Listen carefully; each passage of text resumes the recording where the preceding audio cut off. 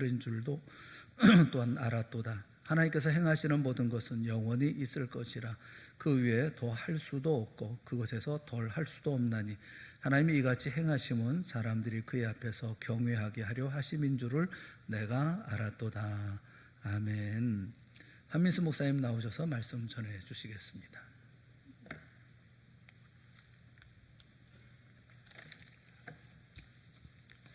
자, 기도드리겠습니다. 하나님 감사합니다. 오늘도 하나님의 은혜 가운데 귀한 주일 예배로 영광 돌리게 하셔서 감사합니다. 이 시간 귀하게 영상으로 또 이 자리에 함께 예배드릴 때 놀라운 하나님의 은혜가 넘쳐나게 하시고 하나님의 말씀이 저희 심령 가득히 하나님 찾아오게 하시고 또 말씀이 뿌려져서 30배, 60배, 100배의 결실들이 맺어질 수 있도록 인도하여 주옵소서.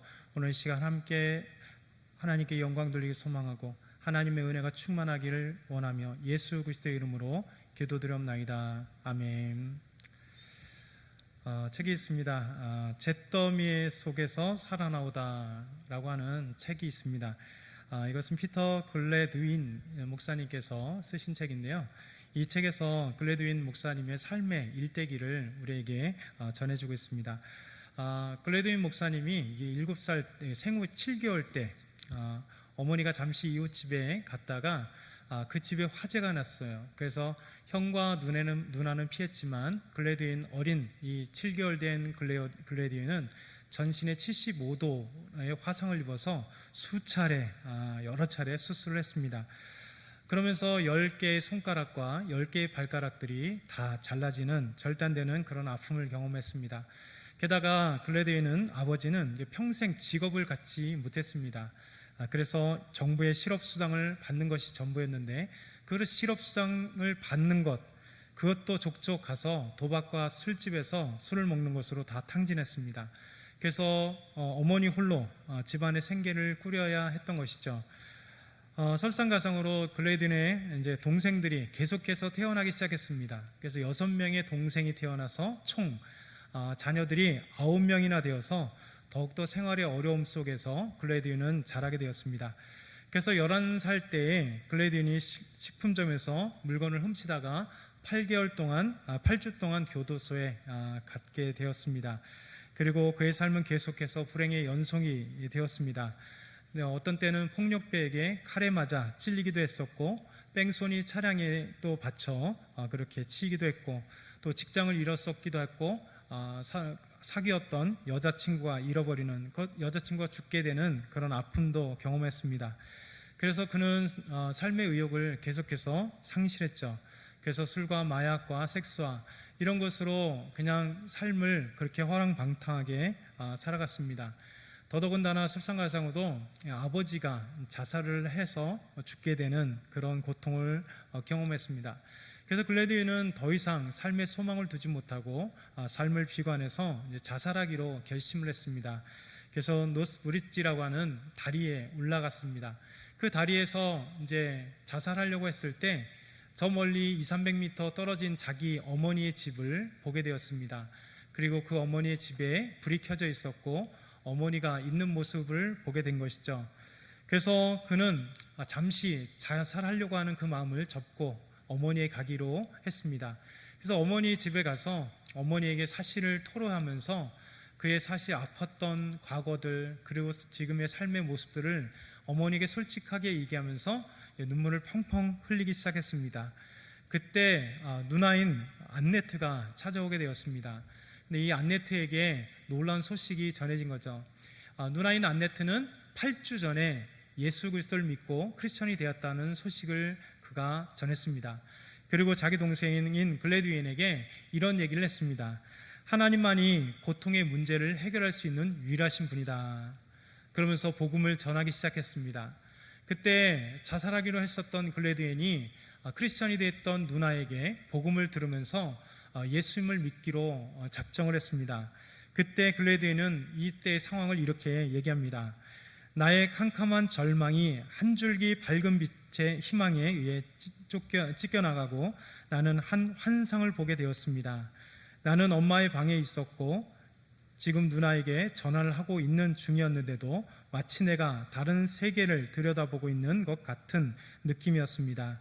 그때 주님께서 말씀하셨습니다. 내게로 오라. 내가 너에게 쉼을 주겠다.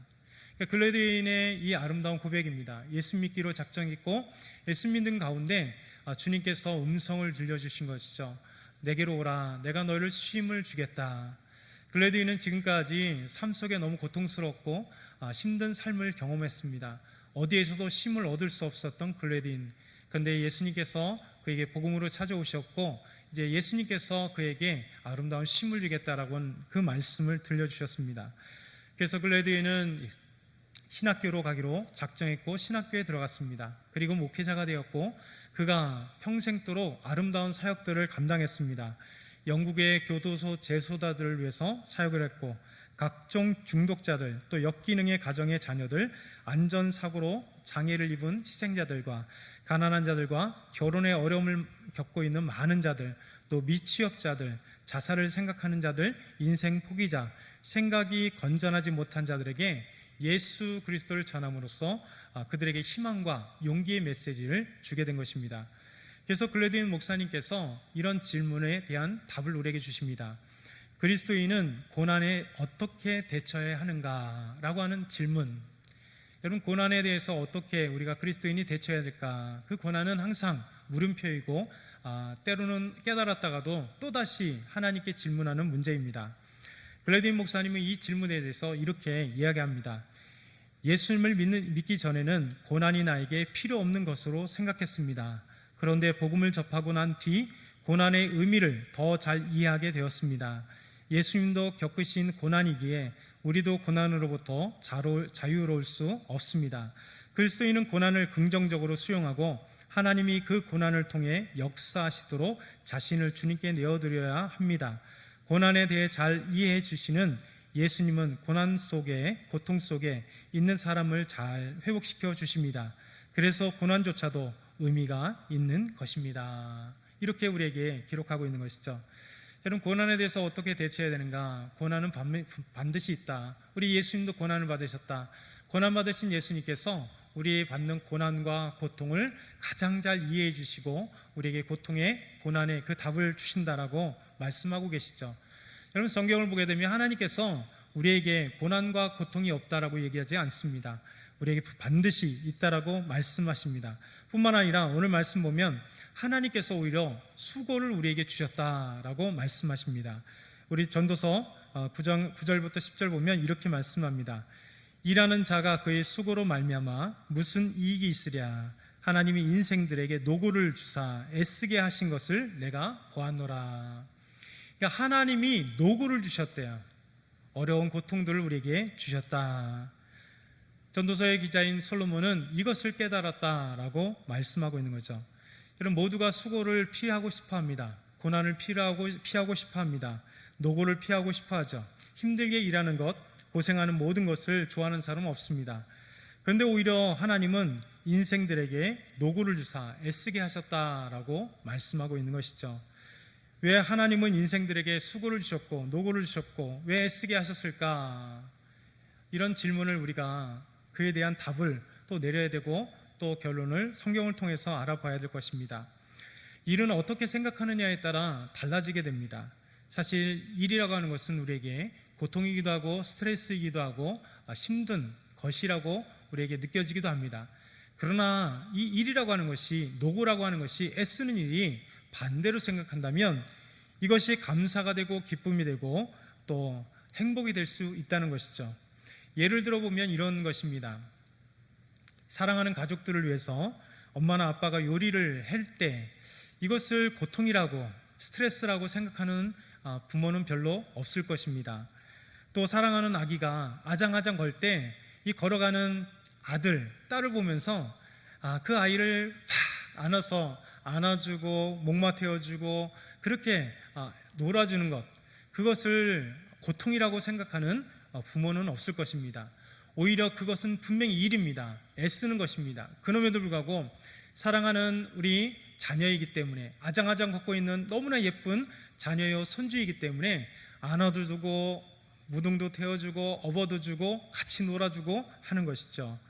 여러분, 사랑하는 딸을 학원에 데려주는 아빠, 그것을 고통이라고 생각하는 부모는 없을 것입니다. 아빠는 없을 것이죠. 또 시골에서 우리 사랑하는 자녀들을 위해서 농사를 지면서 그 농산물을 가을에 고추를 갖다 주고 또 여러 것들을 갖다 주면서 그렇게 갖다 주기 위해서 사랑하는 자녀들에게 주기 위해서 농사를 짓는 부모님들이 이것이 정말 힘들다, 불평하고 원망하고 이 자식들이 왜 있어서 이런 수고를 해야 되는가 라고 불평하는 부모님은 없을 것입니다. 여러분, 가족을 위해서 맛있게 음식을 만드는 것은 행복이고 가족을 위해 열심히 일하는 직장이 있다는 것이 행복인 것이죠. 여러분, 자녀들에게 김치를 만들어 주는 것도 행복입니다. 바로 이 일이라고 하는 것을 어떻게 생각하느냐에 따라 그 일이 고통이기도 하고 행복이며 기쁨이기도 하는 것이죠. 하나님은 우리에게 일을 주셨다 말씀하십니다. 노고를 주셨다 말씀하십니다. 일은 바로 사명이고 행복이라 말씀하시죠. 하나님은 에덴 동산에 있었던 아담과 하와에게도 마찬가지였습니다. 분명히 에덴 동산은 하나님께서 특별히 아담을 위해 창설하신 아름다운 동산입니다. 에덴 동산에는 사시사철 과일들이 있었고, 그리고 멋진 꽃들이 있었고, 그리고 아름다운 동물들이 함께 살아갔고, 그곳에는 평화와 기쁨이 있었습니다. 아름다운 자연이 있었습니다. 아담은 그곳에서 그냥 마음껏 보이는 모든 것 따먹으면서 즐길 수 있었습니다. 그럼에도 불구하고 하나님은 아담에게 이런 말씀을 하십니다. 창세기 2장 15절의 말씀 보면 이렇게 말씀하십니다. 우리 한번 같이 창세기 2장 15절 읽겠습니다. 여호와 하나님이 그 사람을 이끌어 에덴 동산에 두어 그것을 경작하며 지키게 하시고, 하나님이 창조하신 아담에게 그리고 창설하신 에덴 동산에 그 아담을 데리고 오시면서 여기서 마음껏 놀아라, 그리고 더 이상 그 어떤 고통스러운 일들 하지 말아라, 그런 얘기가 없었습니다. 에덴 동산에 데리고 오면서 아담에게 놀라운 사명을 주셨죠.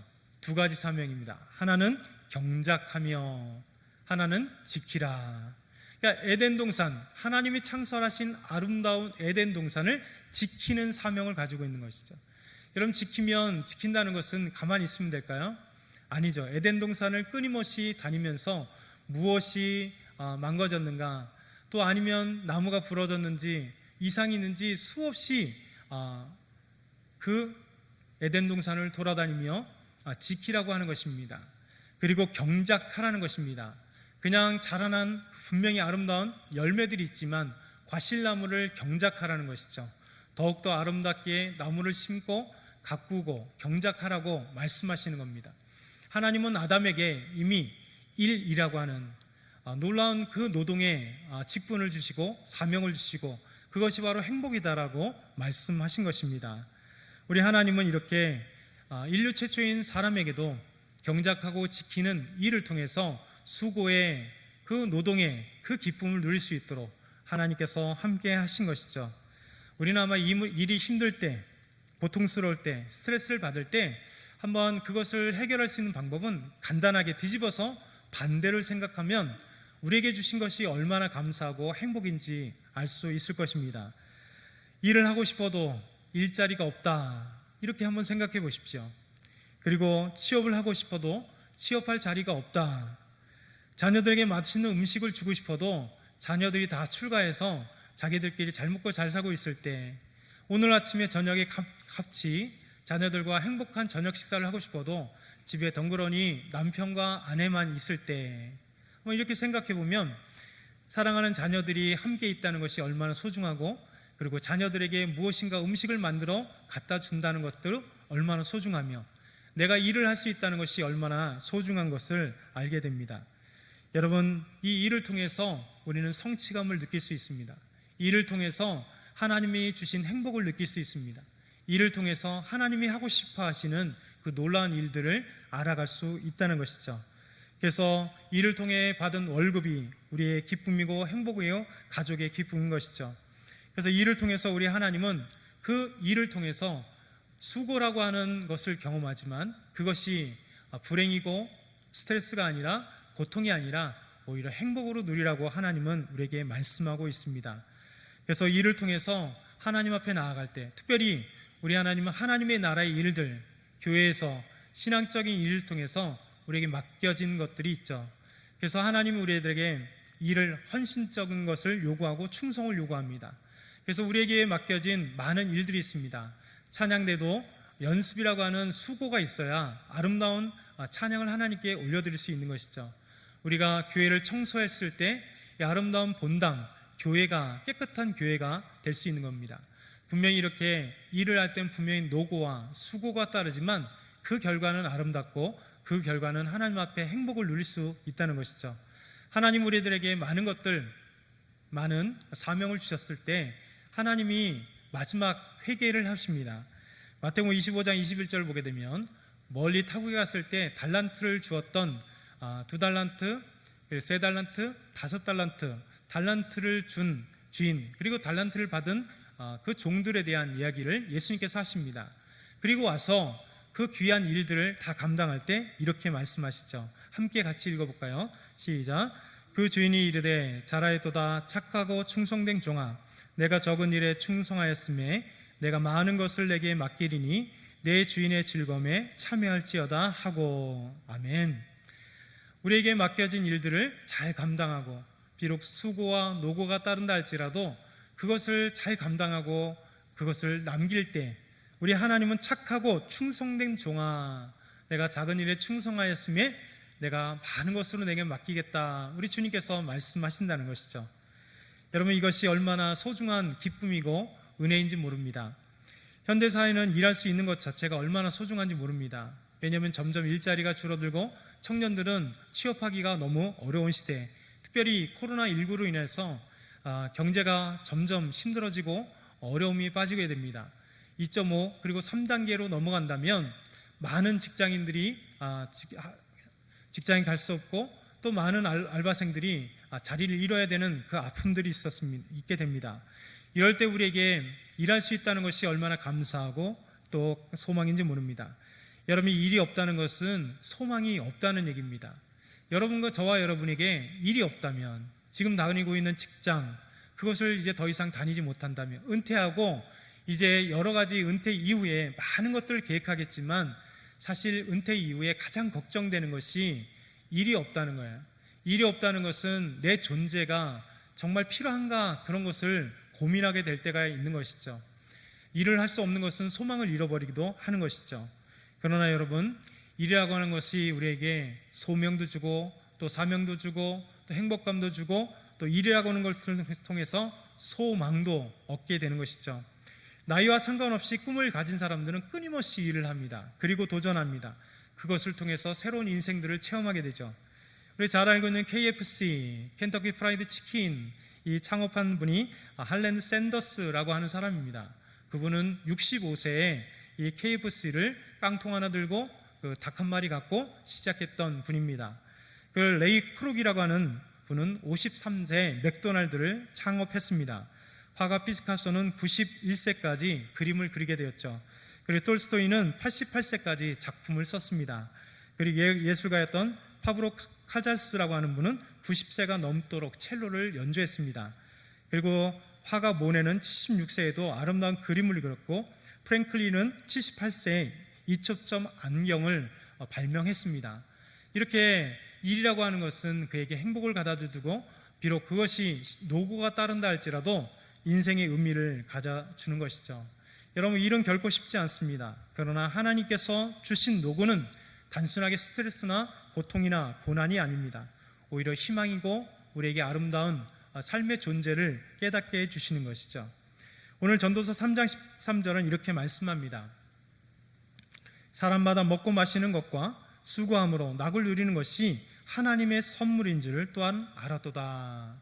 여러분, 사람마다 먹고 마시는 것, 그것만이 아니라 수고함으로 낙을 누리는 것이 하나님의 선물이다, 이렇게 표현하고 있는 것이죠. 여러분, 하나님 우리에게 수고하고 그것으로 인하여 낙을 누리게 한다라고 말씀합니다. 열심히 한 달 동안 일하여서 월급을 받는 것이 바로 우리에게 그 수고의 결과, 바로 행복이고 기쁨인 것이죠. 낙이라는 것입니다. 이것이 하나님의 선물이라는 것이죠. 우리 시골에서는 농사철 열심히 우리 농사하여 가을에 추수하는 것, 그것이 노고함으로 추수를 경험하는, 낙을 경험하는, 행복을 경험할 수 있는 하나님의 선물이라고 그렇게 하는 것이죠. 여러분, 우리 일하는 데 있어서 노고가 없다면, 열심히 일하고 애쓰는 것이 없다면 여러분, 그 결과는 보통 좋게 활용되지 않습니다. 열심히 일해서 돈을 버는 사람들은 돈을 헛되이 사용하지 않습니다. 그러나 열심히 노동하지 않고 갑자기 어마어마한 돈이 생길 때 사람들은 좋은 데 활용하기보다는 변질되게 돈을 사용하게 되는 것이죠. 다는 아니지만 많은 재벌 2세나 3세나 4세들, 그들이 TV에 오르락 내리는 것이 뭡니까? 그들은 안타깝게도 열심히 일해서 돈을 벌지 않았습니다. 태어나면서 돈이 많았고 부유한 가운데 살았던 사람들, 그래서 돈을 쉽게 벌고 돈을 많기 때문에 그들의 삶의 그 목표와 그들의 삶이 때로는 쾌락을 추구하는데 파티와 마약과 즐기는 일에 몰두하는 경우를 우리는 종종 보게 됩니다. 또한 부동산으로 갑자기 졸부가 된 사람들이 좋은 데 돈을 쓰는 경우는 별로 없습니다. 가족 간에 분쟁이 있거나 정말 쾌락을 추구하는 데만 연연해서 가지고 있는 모든 돈을 탕진하는 경우가 우리는 많이 보고 있습니다. 요즘 젊은이들은 유튜브를 많이 합니다. 유튜버. 그래서 많은 아이템을 갖고 유튜브에 자기의 그 것들을 많이 올립니다. 그래서 이 젊은 유튜버들이 때로는 몇십만 원에서 몇백만 원, 많게는 몇 억씩 한 달에 버는 유튜버가 참 많습니다. 여러분, 그 유튜버들의 삶을 보면 정말 사회에 아름답게 헌신하여서 어려운데 돈을 기증하거나 또 해외의 어려운 사람들을 돕거나 그리고 의미 있는 일에 돈을 사용하는 그런 유튜버들을 잘 보지 못합니다. 대부분 다 보면 쾌락을 즐기는데 쉽게 번 돈 쉽게 쓰는 경우가 많게 되는 것이죠. 그러기에 우리에게 하나님은 노고라고 하는 것을 주셨습니다. 힘든 일, 그러나 그것을 통해서 낙이라고 하는 행복한 아름다운 것들을 누릴 수 있는 하나님의 선물이 될 수 있도록 우리에게 그렇게 노동을 주신 것이죠. 여러분, 우리만 노동하는 것이 아닙니다. 하나님도 일하십니다. 일은 하나님도 끊임없이 일을 하고 계시죠. 하나님이 저와 여러분에게 하나님 함께 하십니다. 여러분, 하나님이 얼마나 노고하세요. 일을 많이 하세요. 여러분과 저와 이 인류 안에 있는 수많은 그리스도인들이 하나님께 기도합니다. 여러분, 그 기도를, 모든 사람들의 기도를 다 들으시려면 얼마나 힘들겠어요. 또 우리가 살아가는 모든 과정 속에 한 사람 한 사람 그리스도인에게 찾아오셔서 보시고 함께 하시고 인도하시는 그 모든 것들이 사실 일이잖아요. 우리 하나님은 지금도 일하시면서 구원을 위하여 수많은 죽은 영혼들, 헤매고 있는 영혼들에게 찾아오셔서 복음을 전함으로 그 복음 안에서 예수 믿게 하시는 놀라운 역사를 일으키십니다. 이 땅에 예수님을 보내시기로 약속하셨던 이사야 9장 6절부터 7절에 보면 하나님의 열심, 하나님의 일하심을 우리에게 보여주십니다. 이는 한 아기가 우리에게 낳고 한 아들을 우리에게 주신 바 되었는데 그의 어깨에는 정사를 메었고 그의 이름은 기묘자라, 모사라, 전능하신 하나님이라, 영존하시는 아버지라, 평강의 왕이라 할 것임이라. 그 정사와 평강의 더함이 무궁하며 또 다윗의 왕자와 그의 나라에 군림하여 그 나라를 굳게 세우고 지금 이후로 영원히 정의와 공의로 그것을 보존하실 것이라. 만군의 여호와의 열심히 이를 이루시리라. 이렇게 말씀합니다.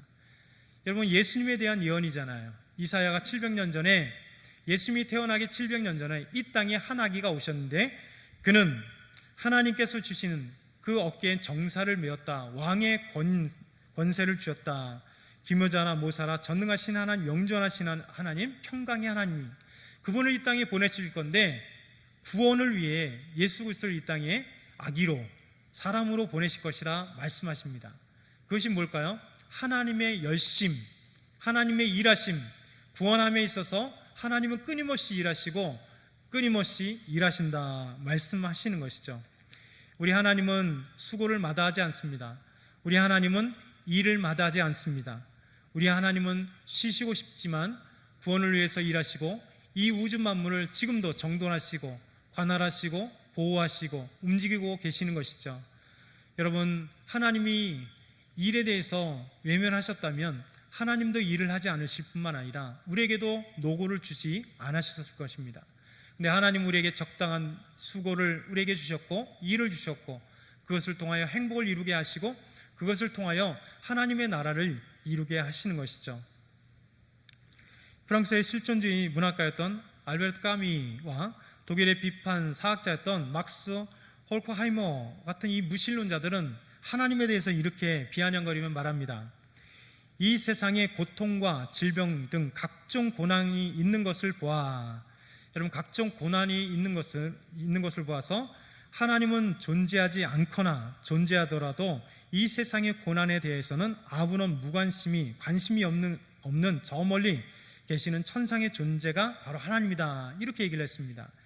이런 무신론자들, 까미나 호크하이머 같은 이런 사람들은 하나님에 대해서 몰라요. 여러분, 신은 이 땅에 수많은 고난이 있는 것을 보아 하나님이 계시지 않는 것처럼 보였죠. 그리고 세상의 악과 고통을 가지고 하나님의 선한 존재, 이 선한 존재인지 아닌지에 대한 신정론자들, 곧 고통이 있으므로 하나님은 악한 존재다, 악한 하나님이다, 이렇게 얘기하는 신정론자들은 이렇게 얘기합니다.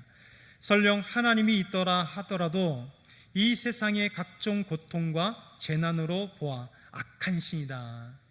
여러분, 하나님이 있다 해도 이 세상의 수많은 각종 고통과 재난들, 이것이 있는 걸 보아서 하나님은 악한 하나님이다, 악한 신이다, 이렇게 그들은 얘기합니다.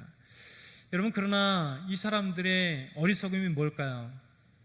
하나님의 일하심을 알지 못하는 것이죠. 하나님은 수많은 고통 가운데 멀리 하시는 것이 아니라 하나님이 찾아오십니다. 그리고 함께 하시고 인생의 고통을 보고 계신다는 겁니다. 그리고 우리에게 찾아오셔서 그 고난과 고통 가운데 함께 해주시며 위로해 주시며 고난과 고통을 이기게 하시며 또 구원하시는 데 있어서 하나님은 일하시는 하나님, 저 멀리 계시는 그런 이원론적 하나님이 아니라 하나님은 우리와 함께 하시는 하나님이다 말씀하고 있는 것이죠. 그러면 시인은 시편 119편 67절에 이렇게 말씀합니다. 고난 당하기 전에는 내가 그릇 행하였더니 이제는 주의 말씀을 지키나이다. 우리 잘 아는 말씀이지만 여러분, 우리가 고난 당하기 전, 사람은 고난이 필요 없다, 고난이 있기 때문에 하나님은 악한 신이다, 고난이 있기 때문에 하나님은 없는 자다, 이렇게 말하는 무신론자들이나 신정론자들, 수많은 믿음이 없는 자들의 그 얘기처럼 그러지 않습니다.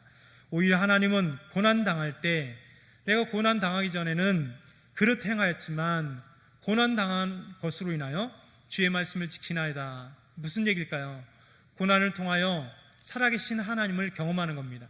고난을 통하여 고난 중에 임하시는 하나님, 나에게 찾아오셔서 고난을 이기게 하셔서 나에게 때로는 믿음을 주시고 용기를 주시고 또 모든 환경을 움직이셔서 고난을 이기게 하시는 그 하나님의 놀라운 손길, 그 은혜, 살아계신 하나님을 발견하게 하시는 것이 바로 우리 그리스도인들이 경험할 수 있는 위대한 역사입니다. 그래서 이 시인은 고난 당하기 전에는 내가 무릇 그릇 행하였지만 고난 당하고 난 뒤에 하나님의 말씀을 지키게 된다고.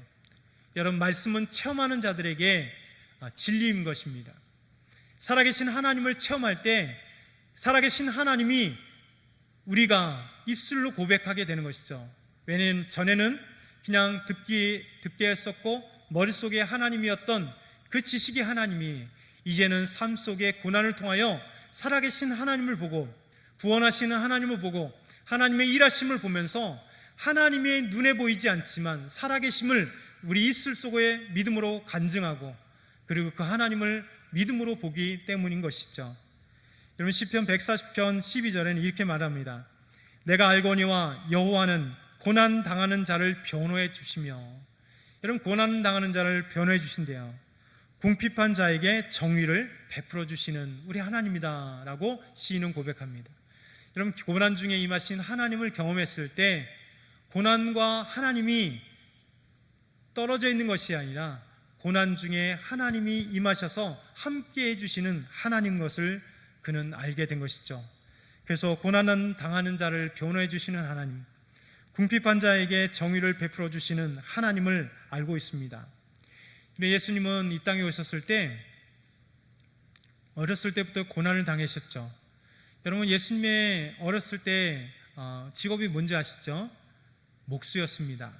이런 목수 같은 이 일들은 당시 로마 사회에는 노예들이나 하는 일들이었습니다. 힘든 일은 노예를 시키는 것이죠. 그래서 엘리트층들은 절대 육체 노동을 하지 않았습니다. 키케로는 이런 얘기를 했습니다. 모든 품꾼들의 생계의 수단은 천하다. 시시한 육체 노동은 그들이 하고 우리는 돈을 주면 낸다. 노예들이 일하고 시시한 자들이 육체 노동을 하고 우리는 돈만 주면 낸다는 것이죠. 그럼에도 불구하고 예수님은 하나님의 아들이셨음에도 불구하고 마구간에서 태어났고 그가 자라는 과정 속에 소년 가장이 되어서 목수의 일을 30년, 그 인생 30세까지 그렇게 목수 일을 했던 것이죠. 더 나아가서 로마 시민이 담당하지 않았던 십자가형, 그 당시에 노예나 극악한 범죄인들에게 해당했던 그 십자가형, 노예 형벌이라고 불렸던 이 십자가형을 예수님께서 우리 인류를 구원하시기 위하여 그 수고의 고통을 마다하지 않고 십자가에 죽으셨다는 것이죠. 그러기에 여러분, 노고는 우리에게 의미 없는 것이 아닙니다. 이 일은 우리에게 가장 행복이고 기쁨이고 하나님의 놀라운 일들을 경험할 수 있는 하나의 통로가 되고 도구가 되는 것입니다. 우리 전도서 3장 13절 14절 보면 다시 한번 이렇게 말씀합니다. 사람마다 먹고 마시는 것과 수고함으로 낙을 누리는 그것이 하나님의 선물인 줄 또한 알았도다. 낙을 누리는 것, 수고함으로 낙을 누리는 것이 하나님의 선물입니다. 우리에게 주신 직장 하나님의 선물입니다. 우리에게 주신 귀한 학업, 우리에게 주신 가정, 우리에게 주신 그 어떤 것, 더더군다나 교회에서 우리에게 주신 사명들, 우리에게 주신 직분, 그것은 우리가 피하고 싶은 스트레스가 아니고 고통스러운 일이 아니라 오히려 이것을 통하여 낙을 누리게 하시는 하나님의 선물, 하나님의 놀라운 선물이라는 것을 우리에게 말씀하십니다. 하나님께서 행하시는 모든 것은 영원히 있을 것이라. 그 위에 더할 수도 없고 그것에서 덜할 수도 없나니 하나님이 이같이 행하심은 사람이 그의 앞에서 경외하게 하려 하심을 우리가 알았다. 이렇게 말씀합니다. 여러분, 하나님이 행하신 것을 우리가 결국 그 결론은 뭐냐면 우리가 노고 속에 삶 속에 알지 못한 수많은 것들, 결국 하나님 앞에 하나님을 경험함으로 하나님께 영광 돌리는, 하나님을 경외하게 하려는 것이다 라고 말씀하고 있는 것이죠. 여러분, 수고는 우리에게 좋은 하나님의 선물인 것을 기억해야 됩니다. 전도서 3장 14절 다시 한번, 하나님이 이같이 행하심은 사람들이 그의 앞에서 경외하게 하려 하심인 줄을 내가 알았도다. 우리는 돼지가 되면 안 됩니다. 단순하게 먹고 자고 싸고 그것으로 행복한 사람이 되면 안 되죠. 존 스튜어트 밀이라고 하는 철학자는 우리에게 이렇게 얘기를 합니다. 배부른 돼지가 되기보다는 배고픈 소크라테스가 되길 원한다. 여러분, 배불러서 아무리 희망도 없고 소망도 없고 그렇게 그냥 자다가 사람에게 잡혀먹는 그런 돼지가 되기보다는 배고프지만 생각하고 노동하고 함께 할 수 있는 그런 소크라테스가 되기를 원했다라고 존 스튜어트 밀은 우리에게 이야기하고 있습니다. 저와 여러분 삶 앞에 많은 고난이 있을 것입니다. 고통이 있을 것입니다. 수많은 노고의 일들이 있을 것입니다. 그러나 그때마다 우리가 하나님께서 왜 이 수고, 노고를 우리에게 주셨을까를 생각할 때 하나님이 우리에게 낙을 누릴 수 있는 하나님의 선물을 주기 위하여 이 수고를 주시고 일을 주시고 직장을 주시고 학업을 감당할 수 있도록 해주셨다는 것, 특별히 교회 안에서 하나님의 일들을 위하여 교사로, 찬양대로, 또 차량으로, 또 수많은 우리 봉사로 하나님께 영광 돌릴 수 있는 이 일들, 이것이 바로 하나님을 경외하는 일이요 또 하나님께서 우리에게 주신 선물임을 기억하고 하나님 앞에 감사하는 저와 여러분이 다 되길 축원합니다. 하나님 감사합니다. 오늘 하나님 말씀 주셔서 감사합니다. 우리가 또 일하고 있는 모든 것에 하나님 앞에 감사할 수 있도록 도와주옵소서. 노고를 통하여 낙을 누리며 이것이 하나님의 선물인 것을 기억하고 하나님께 영광 돌리며 하나님을 경외하는 저희 모두가 되게 하여 주옵소서. 감사합니다. 예수 그리스도 이름으로 기도드리옵나이다. 아멘.